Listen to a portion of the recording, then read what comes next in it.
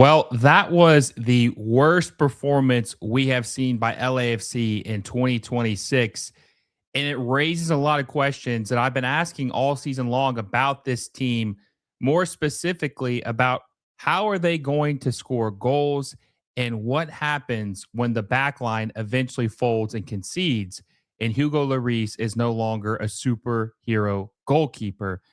And I think we found that out today. The San Jose Earthquakes beat LAFC 4-1 at BMO Stadium for the first time ever in the history of this rivalry. They did win in 2020 at BMO Stadium, but there were no fans there due to the pandemic. So that really doesn't count. This is the first time San Jose has ever beaten LAFC at home. We're going to talk about it.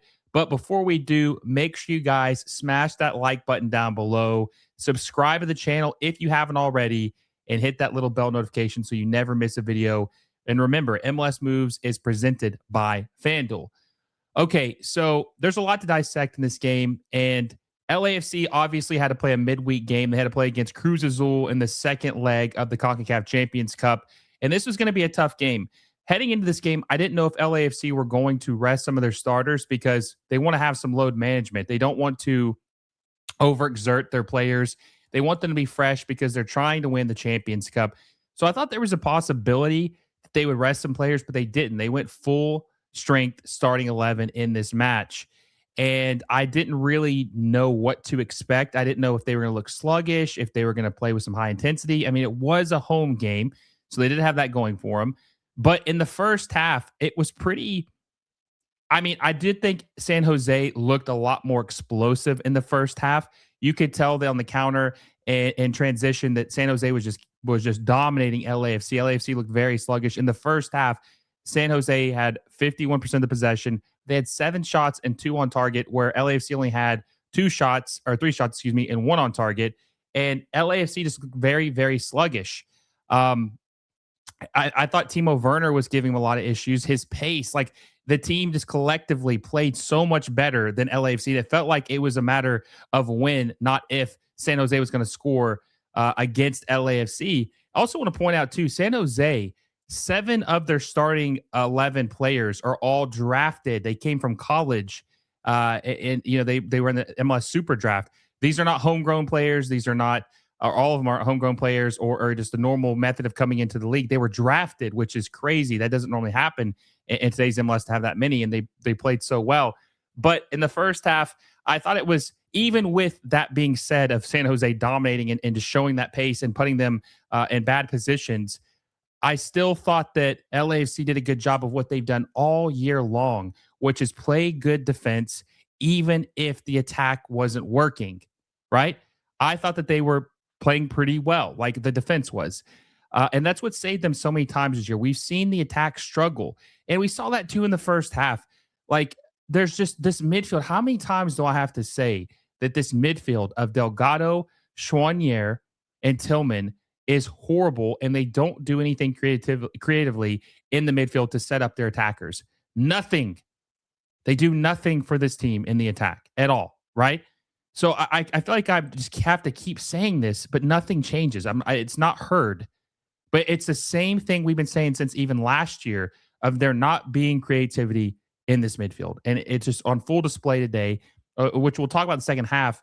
When they were put in this predicament of being down, they could not answer because there was nothing there. Okay. So the first half ends. It's 0-0, right? Anybody's game in the second half. Okay. Second half, LAFC looked like they had a little jolt of energy. They looked like they maybe were going to make a better appearance in the second half and try to go for this game and maybe get the 3 points. Hell, maybe even a point. But they looked like they were trying to win this game in the second half. Much more energy, better vibes in the second half. And San Jose scores 53 minutes in. Bouda, poor marking by Eddie Segura in the second half. Poor marking. Okay. And he scores in the 53rd minute by the assist from Timo Werner, who, like I said, was just absolutely killing them all game. It's going to be a toss-up on who is the player of the match. But they score 53 minutes in, right? And then in the 56th minute, Werner gets the ball, dribbles past Tafari. Tafari falls down. Tafari had been good all season. This was his worst game. And he falls down, and Timo Werner scores and puts San Jose up 2-0. So another punch in the mouth to LAFC. They're down 2-0. Biggest deficit they've had all year long. Most adversity they've had all year long. How are they going to respond to being down 2-0, right?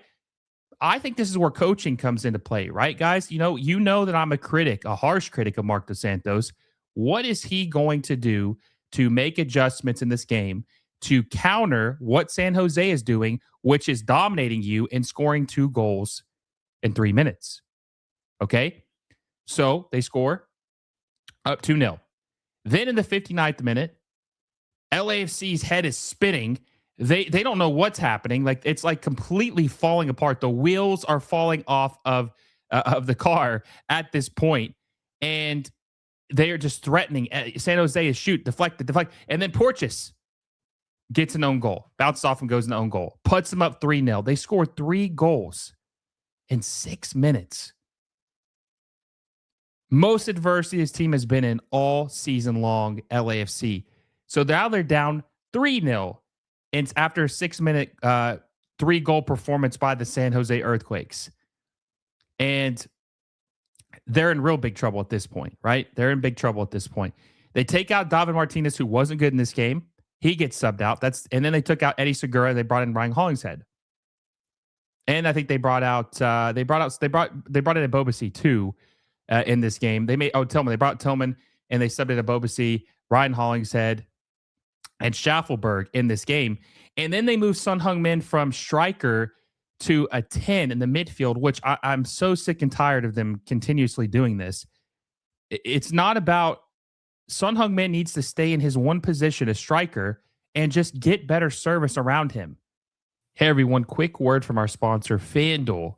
If you're into soccer like I am, you already know how exciting La Liga, the Premier League, and MLS matches can get. With FanDuel, you can make it even more fun by placing bets on your favorite teams and matches across all 3 leagues. Whether it's a Premier League showdown, a La Liga thriller, or an MLS game with your local club, FanDuel makes it easy and exciting to bet on what you watch. Just remember, you have to be 21 years or older to play. Please bet responsibly and only if you're of legal age and in a state where it's allowed. Download the FanDuel app or head over to FanDuel.com, sign up, and get in on the action. Thanks for supporting the channel through FanDuel. And Denis Bouanga was bad too, but it's hard for me. Like, Denis Bouanga does stuff on the ball where you just question his ability and his decision-making, but it's really hard for me to get mad at either one of them when the service they get is just so horrible. It's hard for a player to do well when they have horrible service. They have nothing to do. They have to create something out of nothing. That's hard to do. And then the opposing team knows what you're doing, and they're easily able to counter that because they know that they're the only people that can create, right? So that's frustrating, right? It's very frustrating. But they brought Heung-min as a 10, so I don't understand why they're doing that. They got Ebobisse playing up top and Schaffelberg and Bouanga on the wings. Another puzzling. And I said this a minute ago, when you're down 3-0. How do you react? What adjustments do you make? That's what you do. You take Heung-min and put him in the midfield instead of trying to do something different to create chances for Heung-min. But whatever, okay? So that's what they do. LAFC get an own goal in the 74th minute, and it puts the deficit at 3-1. So they have a chance where they can make a comeback now. They have 16 minutes plus added time. And then the 80th minute, Bouda scores his brace because Ryan Hollingshead his head was in the clouds. He had the worst marking I've ever seen in Gabe Bouda, who was dangerous all game for San Jose. Gave him way too much space, and he scored again on Hugo Lloris to go up 4-1 against LAFC. And this was just such a bad performance from top to bottom.